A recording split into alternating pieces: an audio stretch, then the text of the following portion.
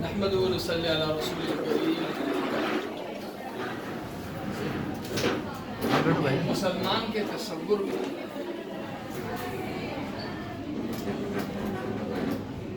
دنیا کا پہلا انسان کون تھا؟ آدم.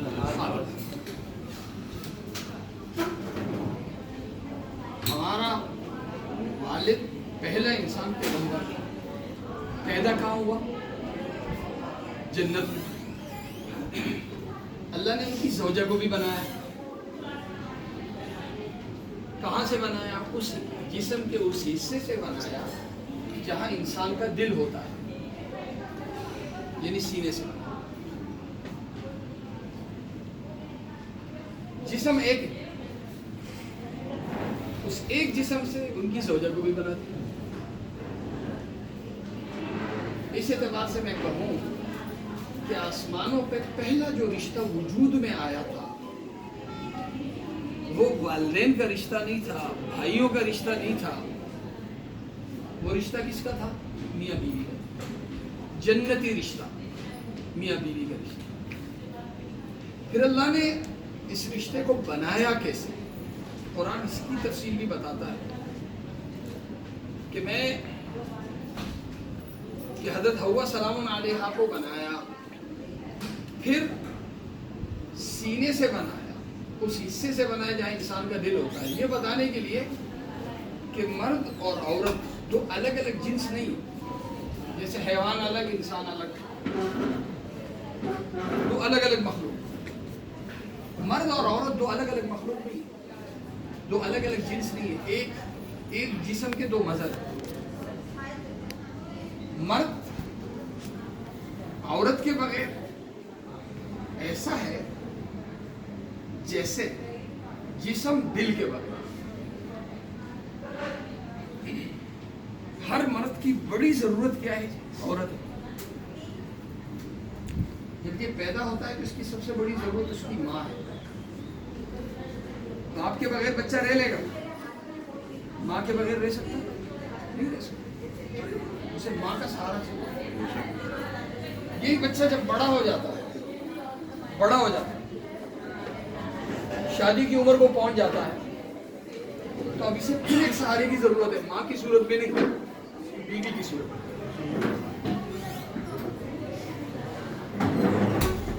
ایک بچہ اپنے دل کی بات کس سے کرتا ہے؟ باپ سے کرتا ہے یا ماں سے کرتا ہے؟ راز و نیاز کس سے؟ بیٹا توجہ.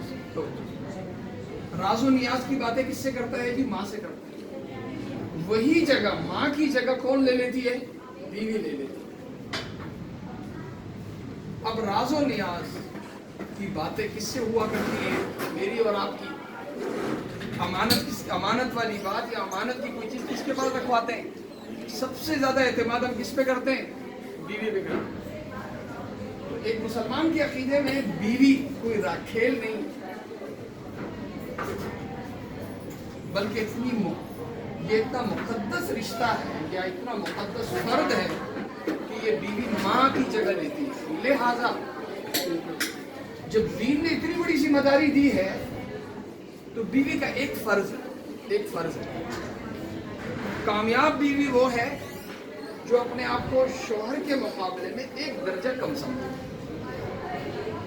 جیسے ہر اولاد پر والدین کا حق یہ ہے کہ اولاد کتنی بڑی ہو جائے لیکن اپنے آپ کو ایک درجہ اپنے والدین سے کیا کم سمجھے. یہ ایک درجہ کم سمجھنے کا کیا مطلب ہے؟ اس کے بغیر گھر چل ہی نہیں سکتا. آج آپ کے سامنے یہ بندہ کھڑا ہے، یہ ہائی کورٹ کا وکیل ہے. سب سے زیادہ اس وقت جو کیسز ہیں کورٹوں میں وہ کس کے ہیں؟ میاں بیوی. یہ بگوڑا نکاح ہوتے ہیں جس کو ہم لو میرج کہتے ہیں. مہینے بعد، ہفتے کے بعد، 2 ہفتے کے بعد، 2 مہینے بعد ٹوٹ جاتے ہیں. نام دیا ہوا ہے اس آوارگی کے نکاح کو، بھگوڑا نکاح کو، محبت کی شادی کو. یہ مقدس جگہ ہے. اب جوڑ کیسے آئے گا؟ جوڑ یہ آئے گا کہ اللہ کے بعد جو سب سے بڑا درجہ ہے وہ کس کا ہے؟ والدین کا. لیکن جب عورت کی شادی ہو جائے تو اس کے لیے پہلے اللہ اور اللہ کے رسول کے بعد پہلا والدین نہیں بلکہ کون ہے؟ شوہر. ایک حکم بچی کو اس کی ماں دے، باپ دے، اور ایک حکم شوہر دے. اس نے کس کی بات کو اوپر رکھنا ہے؟ یہ خاندان بننے جا رہا ہے، خاندان کی فیملی فاؤنڈیشن ہو رہی ہے آج. یہ اس کا اصول ہے، اس کے بغیر گھر نہیں چل سکتا. اور ہمارے عقیدے میں، مسلمانوں کے عقیدے میں، اللہ معاف کرے جو آج ہم نے رشتے کو کھیل بنایا ہوا ہے، مسلمان کے عقیدے میں قتل بڑا گناہ، قتل بہت بڑا گناہ ہے، زنا بہت بڑا گناہ ہے، دہشت گردی بہت بڑا گناہ ہے. لیکن ان سے کہیں بڑھ کے جو بڑا گناہ ہے وہ میاں بیوی کا سپریشن ہے. مسلم شریف کی روایت ہے، شیطان دن کے اختتام پہ سمندر کے آخری کنارے پہ تخت لگاتا ہے اور دنیا کے جتنے شیطان ہیں جا کے اپنی کارگزاریاں رکھتے ہیں. کوئی شیطان کہتے جی فلاں سے میں نے قتل کرایا، کوئی کہتے جی زنا کرایا، کوئی کہتے جی یہ کرایا یہ کرایا. شیطان کہتا ہے، جو بڑا شیطان ہے وہ کہتا ہے تو نے کرنا ہی یہ ہے، کوئی بڑا کام بتا.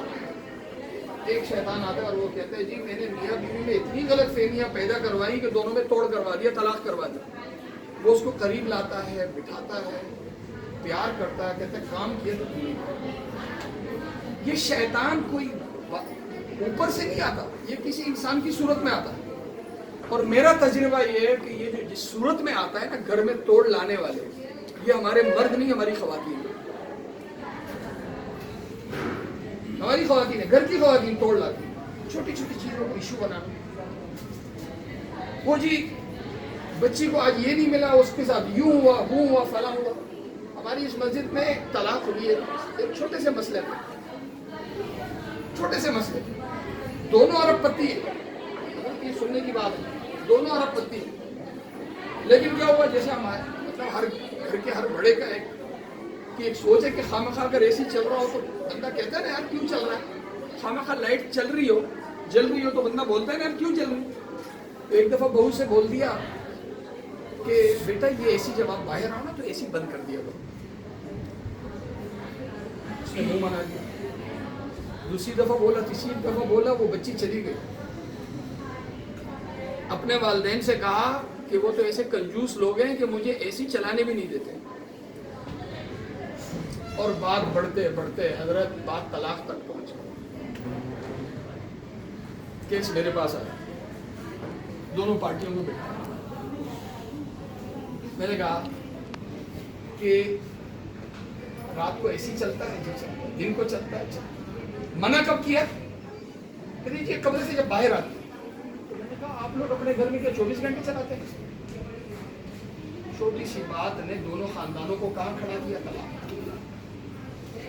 اس لیے حضرت صاحب ایک بات بہت ضروری ہے، اس رشتے کے چلانے کے لیے آپ اور ان دونوں کا دوستی کا تعلق بہت ضروری ہے. بے شک بے شک. اب آپ پہلے آپ 2 خاندان تھے، ابھی میں جب ایجاب و قبول کراؤں گا تو اب کتنے خاندان ہو جائیں گے؟ 2 خاندان ایک ہو جائیں گے. ان کے لیے ابھی تک وہ لڑکی غیر ہے. پہلے تھے ان کی ایک بیٹی تھی، اب رشتے کی صورت میں ان کو بیٹا مل جائے. پہلے آپ کا بیٹا تھا، اس رشتے کی صورت میں آپ کو کیا مل جائے؟ بہو آپ کی کیا ہے؟ گھر میں بچہ پیدا ہوتا ہے سب خوش ہوتے ہیں نہیں ہوتے؟ کیوں خوش ہوتے ہیں؟ اس لیے خوش ہوتے ہیں کہ ہر ایک کو رشتہ مل رہا ہوتا ہے. کوئی باپ بن رہا ہے، کوئی چاچا بن رہا ہے، کوئی بھائی بن رہا ہے، کوئی نانا، کوئی دادا. یہی حال بچی کا گھر میں آنے کا ہے. جب گھر میں ایک دوست آتا ہے اس کا تعلق صرف اپنے دوست سے، لیکن جب بچی آتی ہے گھر میں تو کوئی شوہر بن رہا ہے، کوئی سسر بن رہا ہے، کوئی ساس، کوئی بھاوج، کوئی کیا کوئی کیا. یہ رشتہ ہے. اب ان کی جو پوزیشن ہو جائے گی وہ باپ کی ہو جائے گی، ان کی جو پوزیشن ہو جائے گی یہ باپ کی ہو جائے گی. یہ جو مقدس رشتہ ہے نا، اس کی لاج رکھنی ہے. اور لاج رکھنے کی صورت یہی ہے، لاج رکھنے کی صورت یہی ہے کہ اللہ کے نبی صلی اللہ علیہ وسلم نے اس موقع پہ جو دعا مانگی ہے وہ میں اور آپ مل کے وہ دعا بھی مانگیں گے اور اللہ سے دعا کریں گے کہ اللہ ہر قسم کے توڑ سے، آفات سے اللہ تو اس رشتے کی حفاظت فرما.